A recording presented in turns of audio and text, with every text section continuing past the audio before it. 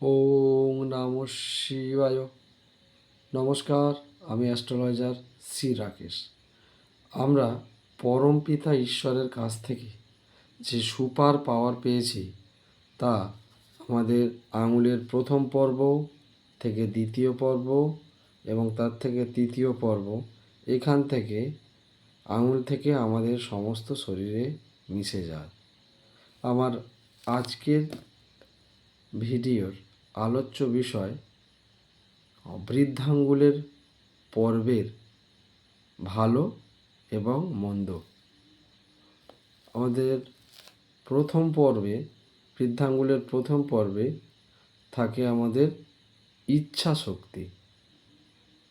এই বৃদ্ধাঙ্গুলের প্রথম পর্ব যে জাতক বা জাতিকার বড় থাকবে, যত বড় থাকবে, তার যে কোনো কাজের ক্ষেত্রে প্রচণ্ড ইচ্ছে থাকবে।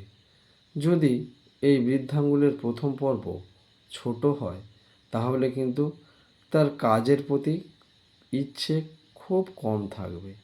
যে কোনো কাজ করতে গেলে ভালো লাগছে না, ভাল লাগে না, এইরকম গা ছাড়া ভাব থাকবে।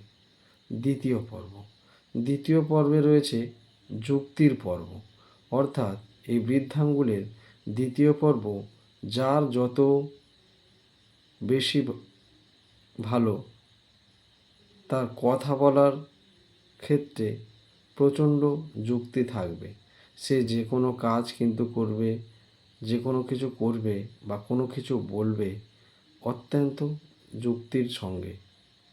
আর যে জাতক বা জাতিকার এই দ্বিতীয় পর্বটা ছোট হবে, সে কিন্তু যুক্তি দিয়ে কথা বলতে পারবে না, আলফাল কথা বলবে।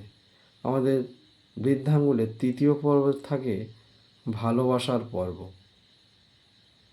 এই পর্বটা যে কোনো জাতক বা জাতিকার যতটা বড় হবে, সে কিন্তু মানুষের কাছ থেকে, পরিবার পরিজন, আত্মীয় স্বজন, বন্ধুবান্ধব, এদের কাছ থেকে কিন্তু বেশি ভালোবাসা পাবে। আবার যার এই পর্বটা খুব ছোট্ট, সে কিন্তু সবাইয়ের কাছ থেকে ভালোবাসা কিন্তু পাবে না। এখানে ভালোবাসা মানে কিন্তু প্রেমজ ভালোবাসা নয়। এখানে ভালোবাসা অর্থ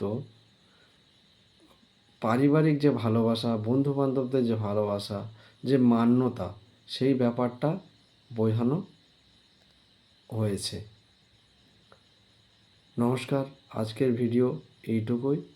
পরের ভিডিওতে আমি আরও একটি আঙুলের পর্ব নিয়ে আলোচনা করব।